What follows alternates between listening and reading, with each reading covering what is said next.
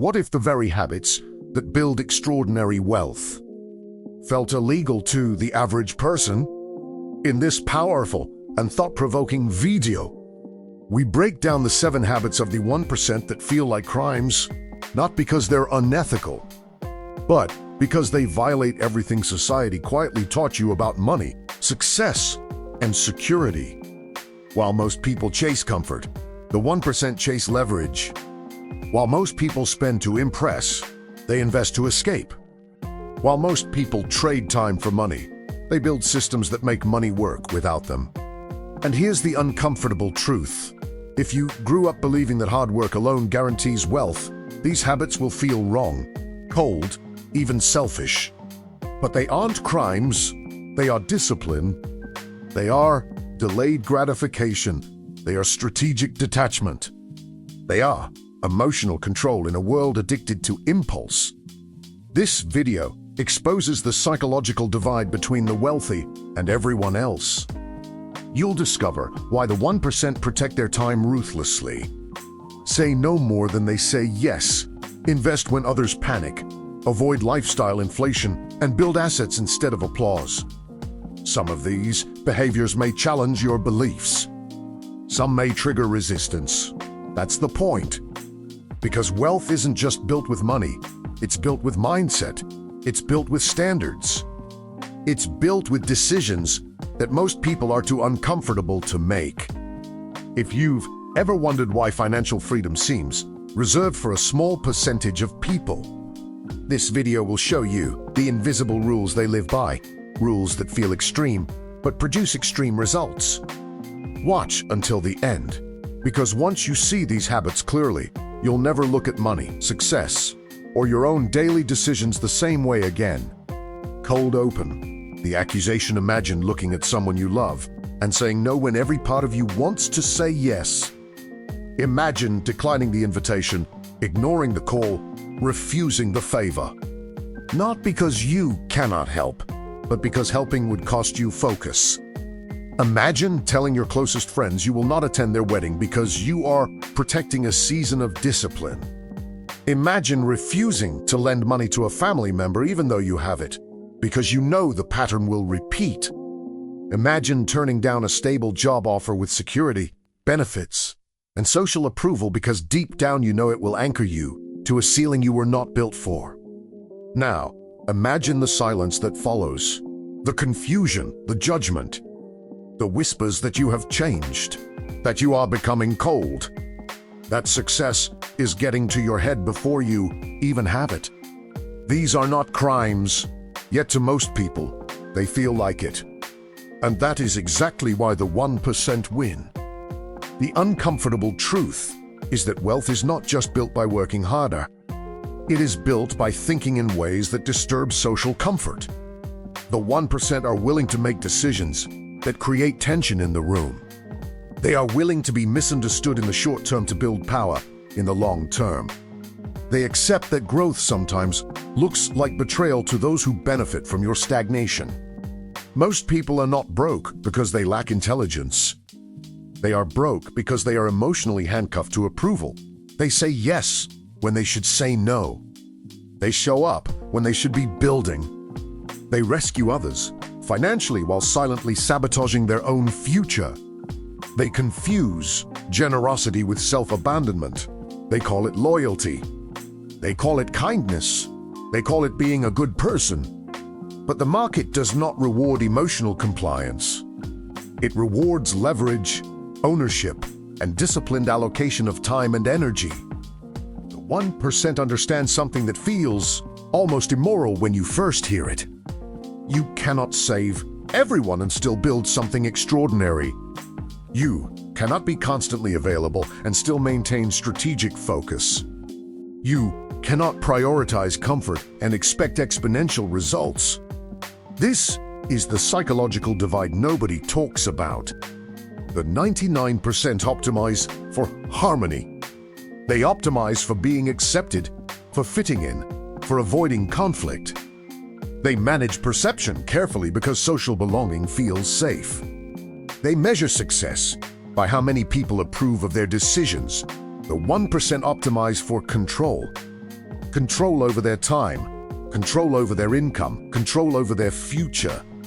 They measure success by how much autonomy they are building, even if that autonomy creates friction in relationships. And here is where it gets uncomfortable. The habits that create autonomy often violate social expectations. They challenge emotional instincts. They reject cultural programming that says stability equals safety and self-sacrifice equals virtue. You were likely taught to be dependable before you were taught to be strategic. You were trained to respond before you were trained to reflect. You were praised for being available, not for being focused. So when you begin to pull back, to set boundaries, to protect your time aggressively, it feels wrong. It feels selfish. It feels like you are breaking an invisible rule. But ask yourself this: who wrote those rules? Were they written by people who built financial independence, or by people who normalized survival? This video is not about luxury symbols. It is about internal standards. It is about the quiet decisions that look small on the outside but compound into freedom on the inside.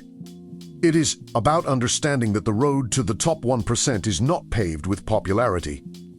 It is paved with uncomfortable choices, repeated consistently.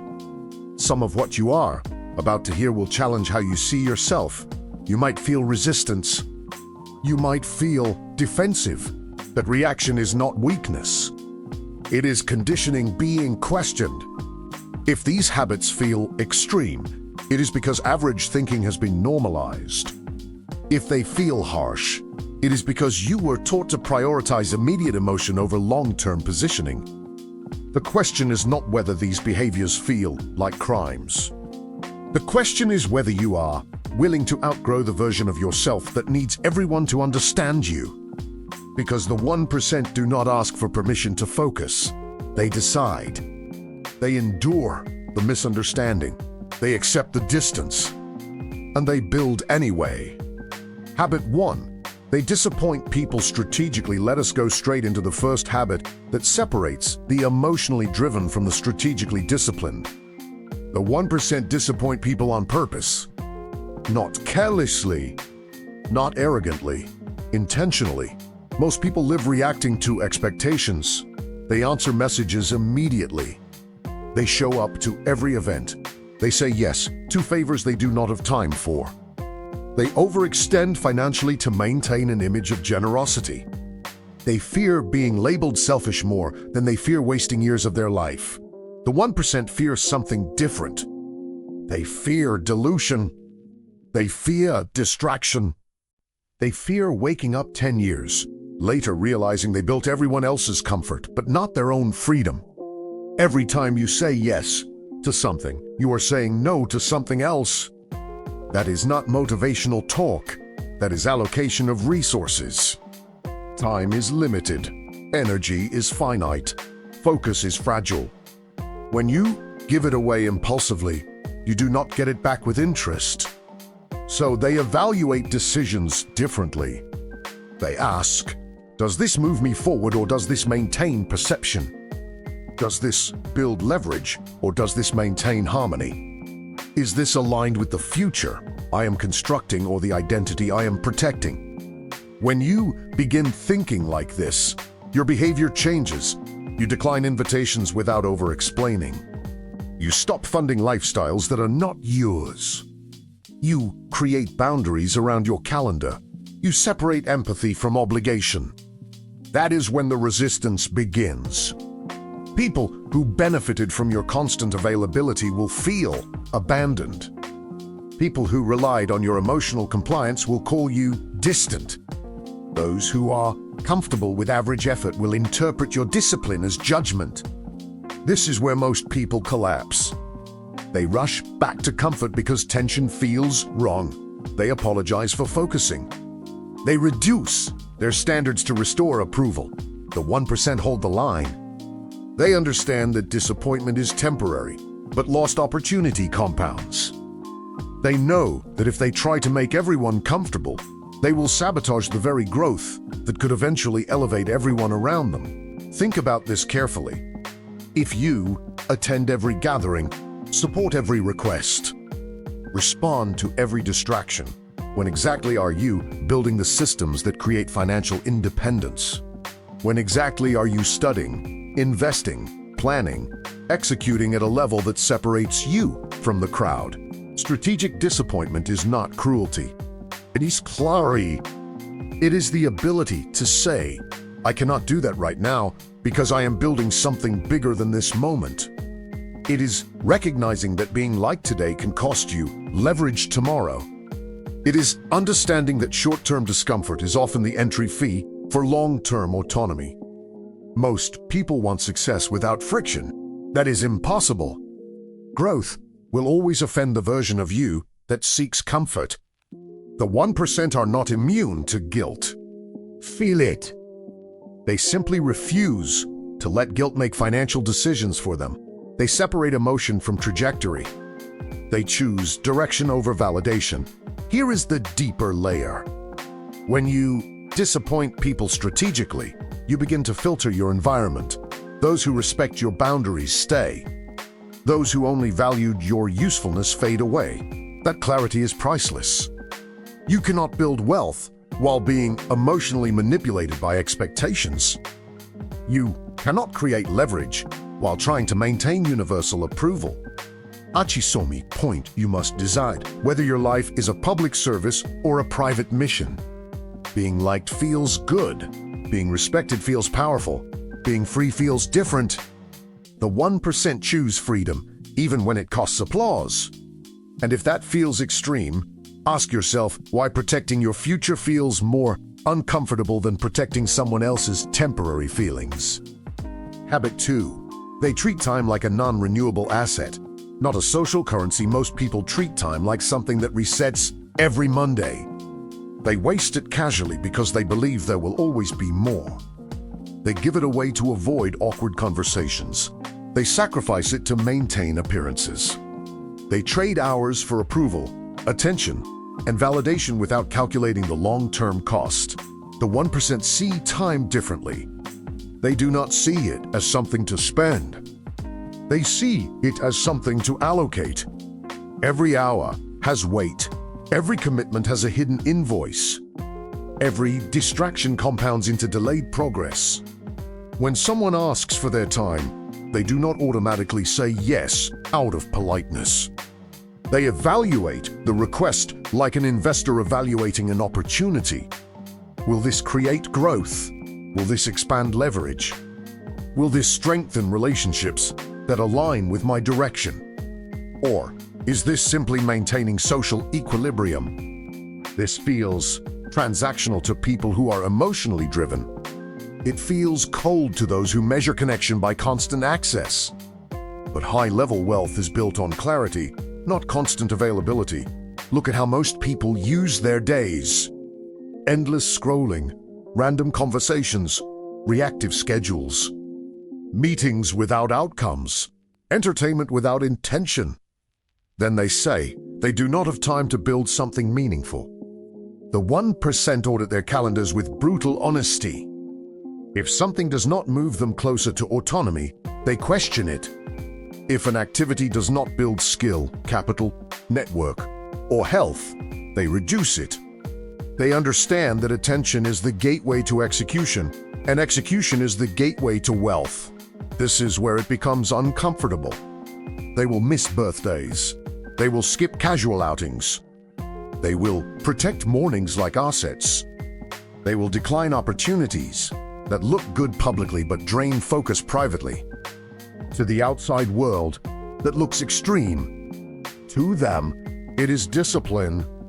They know that you cannot build extraordinary outcomes with ordinary time management. If your schedule looks like everyone else's, your results will resemble everyone else's. You cannot consume the same content, attend the same events, follow the same rhythms, and expect exponential separation. Here is the deeper layer. Time is the only asset that cannot be multiplied once lost. Money can be reinvested. Skills can be learned later. Networks can be rebuilt. But a year spent drifting will never return with interest. So they treat time as capital. They wake up asking what deserves my focus today, not who demands it, but what earns it. That shift alone separates performers from observers. This does not mean isolation. It means intention. It means understanding that saying yes to everything is a slow form of self-sabotage. It means recognizing that your future depends on what you repeatedly give your hours to. Most people trade time for money. The 1% trade time for assets. They invest hours into systems, equity, intellectual property, scalable skills. They delay comfort to accelerate ownership.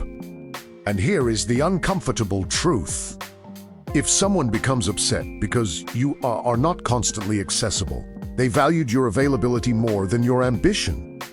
That realization is painful, but it is clarifying. You cannot compress a decade of growth into spare time. You cannot build leverage in the gaps between distractions. You must protect your schedule like it is under attack, because it is. Every notification competes with your potential. Every casual obligation competes with your future. The question is not whether you are busy. The question is whether your busyness compounds. The 1% are not obsessed with productivity for appearance. They are obsessed with alignment. If an hour does not align with the version of themselves they are building, it becomes negotiable. And once you start thinking this way, you begin to see how casually most people give away the very resource that could have set them free. Habit 3. They monetize skills before they feel ready. Most people wait. They wait until they feel confident. They wait until they feel qualified. They wait until someone gives them permission to charge for what they know. They convince themselves they need one more course, one more certification, one more year of preparation before they are allowed to step into the market. The 1% do something that feels almost arrogant to the average person. They start before they feel ready. They understand a principle that is uncomfortable but powerful. The market does not reward perfection. It rewards value delivered consistently. If you can solve a problem better than the alternative, you can charge. Improvement happens in motion, not in hiding. The 99% build in silence until they feel invincible. The 1% build in public and refine under pressure. That exposure feels risky. It feels vulnerable. It feels like you might be judged, and you will be. But here is what most people miss. Judgment is temporary. Market experience is permanent. When you start monetizing a skill early, you accelerate feedback. Feedback sharpens competence faster than private practice ever could. Think about how many talented individuals stay invisible because they believe they are not ready. They delay launching the service. They delay starting the channel. They delay offering the consultation. They delay building the product. Years pass. Confidence does not magically appear. Confidence is built through execution, not contemplation. The 1% separate identity from performance. If something fails, they do not internalize it as personal inadequacy. They see it as data. They adjust, refine, relaunch. That emotional detachment allows them to move quickly while others remain frozen by self-doubt. This behavior looks bold. Sometimes it even looks reckless. People will say you are charging too soon. They will question your authority.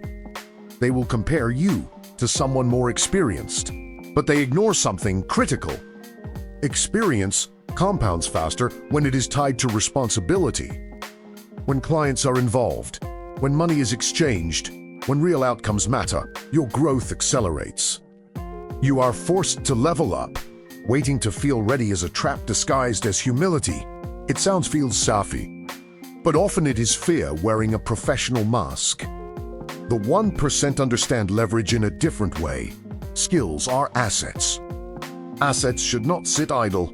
If you can write, you can sell writing. If you can analyze, you can consult. If you can teach, you can coach. The sooner you attach income to ability, the sooner you create optionality. Here is the deeper psychological layer. When you monetize your skills, you shift from consumer to producer. You stop only absorbing information and start applying it. That identity shift changes how you think. You begin scanning the world for problems to solve instead of content to consume. Most people are addicted to preparation because it protects them from exposure. Preparation without execution feels productive, but it does not generate leverage. The 1% are addicted to iteration. They release, measure, refine, repeat.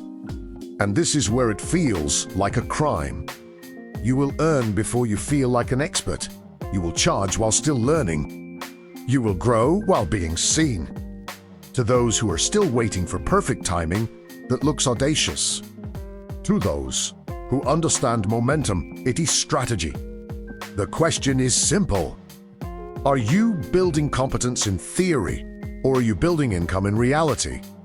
Because one creates knowledge and the other creates power. Habit 4. They engineer their environment to make discipline automatic. Most people rely on motivation. The 1% rely on design, and this difference changes everything. The average person wakes up and negotiates with their own impulses. Should I work out today? Should I invest this month? Should I study tonight? Every decision becomes a battle between comfort and ambition, and comfort wins more often than not. The 1% remove the battle entirely. They understand a truth that feels unfair. Willpower is fragile. Environment is powerful. So, instead of trying to become mentally stronger every single day, they redesign their surroundings so discipline becomes the default option. If they want to invest consistently, they automate contributions before the money ever touches their checking account. If they want to build a business, they place themselves in rooms where productivity is the norm. If they want to avoid distractions, they eliminate access before temptation even appears. It looks obsessive from the outside, but it is strategic.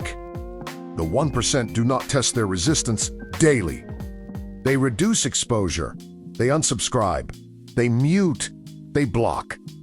They structure their calendars so that the highest leverage activities happen first, before the world can interfere. They understand something subtle but profound. Every decision consumes cognitive energy. The more decisions you have to make, the more likely you are to make a weak one later. So they simplify. Clothes are simplified. Routines are standardized.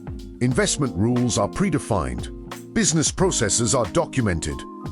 They reduce friction around productive behavior and increase friction around destructive behavior. For example, if spending is the problem, they separate accounts. They make investment transfers automatic. They remove stored credit card details from online stores. They introduce delays before major purchases. They make impulsive spending inconvenient. That inconvenience compounds. Over time, discipline becomes less about character and more about architecture. This is why you will often hear stories about highly successful individuals who follow extremely consistent routines. They eat similar meals. They wake at the same hour. They block time for deep work. To the average person, that sounds boring, but repetition is leverage. When your environment supports your goals, progress accelerates quietly. You do not feel heroic. You feel structured. And structure beats intensity. Here is where it feels like a crime. They make success easier for themselves while everyone else keeps fighting uphill. They choose neighborhoods that stretch their ambition. They choose friendships that normalize wealth building. They choose information diets that sharpen instead of distract. They do not leave growth to chance. The average person says, I will be disciplined when I feel strong. The 1% say, I will design my life so weakness has fewer opportunities to appear. That shift changes identity. You stop seeing yourself as someone who is trying hard. You start seeing yourself as someone who operates within a system built for success. Financially, this shows up in automatic investing, structured risk allocation, and predefined decision rules. Mentally, it shows up in curated inputs. Physically, it shows up in proximity to healthy behavior. Environment shapes standards. Standards shape outcomes, and the uncomfortable question becomes this: is your current environment pushing you toward the life you want, or quietly pulling you back toward what is easy? Because if discipline still feels like a daily war, you have not redesigned the battlefield.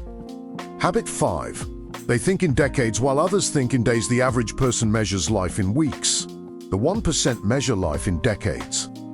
And that shift in time horizon completely transforms decision-making. Most people optimize for immediate relief, immediate pleasure, immediate validation, immediate returns. They ask, what feels good now? What pays fast? What gives me recognition today? The 1% ask a different question. What positions me for leverage 10 years from now? This is where their behavior feels almost unnatural. They will make sacrifices today that produce no visible reward for years. They will build relationships long before they need them. They will invest in assets that grow slowly at first. They will endure obscurity while mastering a craft. It looks like they are moving slowly. They are not. They are compounding. Most people underestimate what steady progress can become when given time. The 1% understand that growth is not linear. It accelerates. In the beginning, results feel insignificant. Investments seem small. Skill improvements are barely noticeable. Networks are tiny. Income growth is modest. But then something changes. Momentum starts working for them. Financially, this is obvious in the mathematics of compounding. A small, consistent return reinvested over long periods grows in a way that seems almost unfair. A equals P1 plus RT at first, the curve looks flat. The early years feel slow. But as time increases, growth becomes exponential. The later years produce more than the early years combined. This principle does not only apply to money. Reputation compounds, skills compound, trust compounds, knowledge compounds, discipline compounds. The person who reads daily for 10 years does not just know 10 times more than someone who reads for 1 year. They think differently. They connect ideas faster. They see patterns others miss. The entrepreneur who reinvests profits instead of upgrading lifestyle creates expansion capacity. The investor who stays patient during volatility captures long-term upside while others panic. Patience is not passive. It is strategic restraint. This is why the 1% often appear calm during chaos. They are not reacting to the day. They are anchored to the decade. A bad month does not threaten their identity. A temporary downturn does not rewrite their strategy. Most people destroy long-term progress for short-term comfort. They cash out too early. They quit too soon. They switch direction constantly because results are not instant. The 1% stay the course longer than feels reasonable. And this is where it feels like a crime. They delay gratification at a level that seems extreme. They say no to immediate upgrades. They keep living below their means long after they could afford more. They keep learning after they are already successful. They keep building after they have already won. Because they understand something most people never internalize. Time is the ultimate multiplier. If you attach discipline to time, you create inevitability. The real advantage is not intelligence. It is duration. While others are distracted by daily noise, the 1% are quietly stacking years of consistent behavior. And years, when aligned with the right direction, become unstoppable force. The uncomfortable question becomes this: are you making decisions that impress today, or decisions that compound for a decade? Because the life you want is rarely built in dramatic moments. It is built in sustained direction. Habit 6. They detach emotion from money decisions. For most people, money is emotional.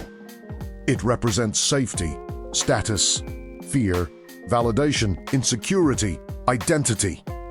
Every financial decision carries psychological weight. Spending feels like relief. Investing feels like risk. Losing feels like humiliation. Earning feels like worth. The 1% break that emotional fusion. They train themselves to see money as a tool, not a mirror. This sounds simple, but it is radical. Because when money stops being personal, decisions become clearer. You no longer buy to impress. You no longer panic sell to avoid temporary discomfort. You no longer chase trends because everyone else seems excited. You operate from logic. The average person checks their portfolio and feels anxiety during volatility. A dip feels like danger. A surge feels like brilliance. Their self-esteem rises and falls with market movements. The 1% zoom out. They understand that volatility is part of the system. They expect fluctuations. They anticipate downturns. They do not interpret temporary loss as permanent failure. Instead of reacting emotionally, they refer back to predefined rules. Asset allocation percentages are set in advance. Risk tolerance is defined in advance. Entry and exit criteria are defined in advance. When the market moves, they do not ask how they feel. They ask what the strategy says. Emotion is expensive. Impulse purchases destroy savings rates. Panic selling locks in losses. Ego-driven investments create unnecessary risk. Lifestyle inflation erodes long-term leverage. Detachment creates discipline. And here is the uncomfortable part. Emotional control often means doing the opposite of what feels natural. Buying when others are afraid. Holding when others are euphoric. Staying consistent when headlines are dramatic. This does not mean they ignore emotion. It means they do not let emotion dictate action. They recognize fear without submitting to it. They notice greed without being controlled by it. They observe social pressure without conforming automatically. Financial maturity is emotional maturity. This is why the 1% invest in understanding psychology as much as they invest in understanding markets. They study behavioral biases. They recognize loss aversion. They understand herd behavior. They are aware that the human brain evolved for survival, not for optimizing portfolios. Most people think wealth is about information. It is not. Information is accessible. Emotional regulation is rare. When money becomes neutral, power increases. You can cut expenses without feeling deprived. You can negotiate without feeling embarrassed. You can walk away from bad deals without feeling desperate. And this is where it feels like a crime. They refuse to perform wealth for approval. They will drive modest cars while holding significant assets. They will delay lifestyle upgrades despite rising income. They will decline investments that look glamorous but violate their risk framework. To outsiders, that restraint looks excessive. To them, it is freedom. Because when emotion no longer controls financial behavior, decisions align with strategy instead of mood. The question is not how much you earn. The question is how emotionally stable you are when money is involved. If your financial life still feels like a roller coaster, you are reacting. When it feels structured and calm, you are operating, and operation beats reaction every time. Habit 7. They build assets that work while they sleep. The majority of people trade time for money for their entire lives. Hours for income, effort for survival, presence for payment. If they stop working, the income stops. If they slow down, the cash flow slows down. Their financial life is directly tied to their physical output. The 1% break that equation. They focus relentlessly on building assets that produce without constant supervision, businesses with systems, investments that generate returns, intellectual property that scales, equity that appreciates, infrastructure that operates whether they feel motivated or not. They understand a principle that changes everything. Linear effort produces linear results. Leveraged effort produces exponential outcomes. If you worked in our pengas des linear. But if you build something once that pays you repeatedly, your time disconnects from your income. This is not accidental. It is intentional architecture. At first, building assets feels inefficient. Starting a business requires unpaid effort. Creating content generates no immediate guarantee. Investing capital means delaying consumption. Acquiring equity requires risk tolerance. There is uncertainty. There is delay. There is discomfort. Most people retreat at that stage. The 1% persist because they are not building for today's paycheck. They are building for future autonomy. Think about it. A salary has a ceiling. An asset has scalability. A job compensates you once. Ownership compensates you repeatedly.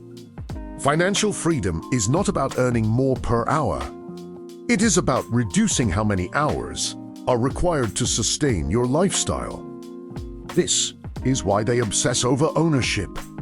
Equity in companies, shares in markets, real estate that appreciates, royalties from intellectual work, systems that continue generating value long after the initial effort. It feels unfair when you observe it from the outside.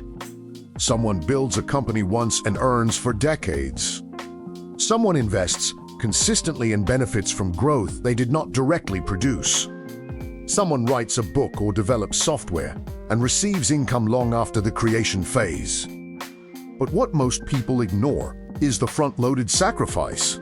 Assets demand delayed gratification. They demand risk. They demand patience during the silent phase when nothing seems to be happening. The average person prioritizes immediate consumption. The 1% prioritize asset accumulation. And here is where it feels like a crime. They live below their means, even when they could upgrade. They redirect surplus into ownership instead of image. They think in terms of control instead of salary. They ask a powerful question before any major financial decision. Does this expense create status, or does it create leverage? Status fades, leverage compounds. Over time, assets begin to generate cash flow that covers expenses. Investments begin to outpace earned income. Businesses begin to function without constant oversight, and slowly, the pressure decreases. This is the turning point. When your assets pay for your lifestyle, you stop negotiating with survival. You gain options. You can walk away. You can choose projects. You can operate from vision instead of fear. The majority spend their best years earning income. The 1% spend their best years building assets. One approach keeps you busy. The other makes you free. And the uncomfortable question is this: if you stopped working today, what would continue paying you tomorrow? Because wealth is not measured by income. It is measured by independence. If your money requires your constant presence, you own a job. If your money works without you, you own a system. And systems, not salaries, build the 1%. Why these habits feel illegal? When you look at these 7 habits together, a pattern emerges that most people are not prepared to confront. The 1% are not operating with superhuman intelligence. They are not living in a different reality. They are following a different set of rules. And those rules feel almost illegal in a world designed around comfort, distraction, and immediate gratification. They monetize skills before feeling ready while others wait for permission. They engineer environments instead of relying on willpower. They think in decades while others think in weekends. They detach emotion from money while others fuse identity with income. They build assets while others chase paychecks. None of this is secret. None of this is hidden. But it violates social norms. It violates the norm of spending to signal success. It violates the norm of reacting emotionally to market swings. It violates the norm of upgrading lifestyle with every raise. It violates the norm of waiting until confidence arrives. And that is why it feels like a crime. Because when you start applying these habits, you will stand out. You will look extreme. You will look overly disciplined. You will look patient to the point of obsession. You will look detached when others are emotional. People may even question your ambition when you refuse short-term gains for long-term positioning. But here is the truth most people avoid. Average behavior produces average results.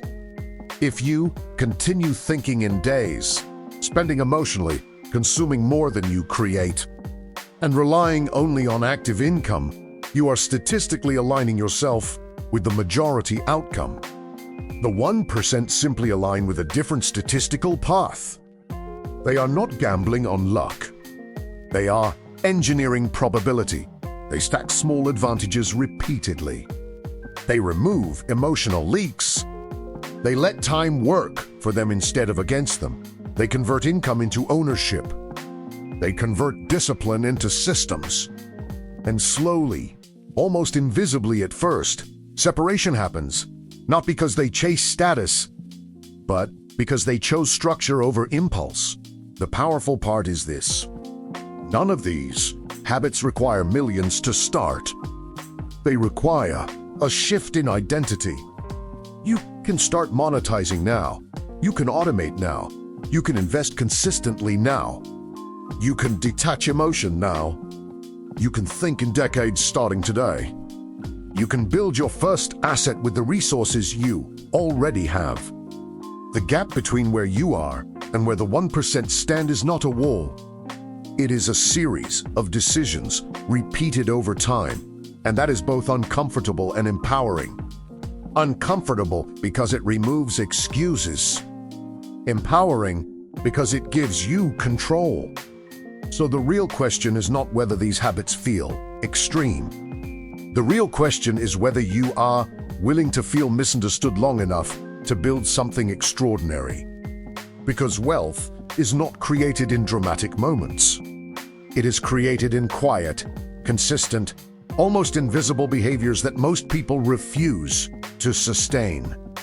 If you adopt even one of these habits deeply, your trajectory shifts. Adopt several, and your life changes direction entirely. And that the crime that is designing. If this message challenged you, that means it touched something real. Not hype, not fantasy, not overnight success, but responsibility. Because once you understand how the 1% actually think, you can no longer pretend you do not know the path. The information is here. The patterns are clear. The difference now is execution. You do not need to become someone else overnight. You need to make one aligned decision today. One disciplined action. One shift in perspective, and then repeat it tomorrow. Wealth is not built in public celebrations. It is built in private discipline. Freedom is not created by luck. It is created by structure. Power is not granted. It is constructed. And the moment you stop reacting and start designing, everything changes. If this video gave you clarity, make sure you subscribe so you don't miss what comes next. We are not here to entertain comfort. We are here to build strength, strategy, and independence. Drop a comment and tell me which habit hit you the hardest. Which one are you going to implement first? Let's build this intentionally. This is not about joining the 1% for status. It is about separating yourself from average thinking. And that starts now. Keep getting stronger.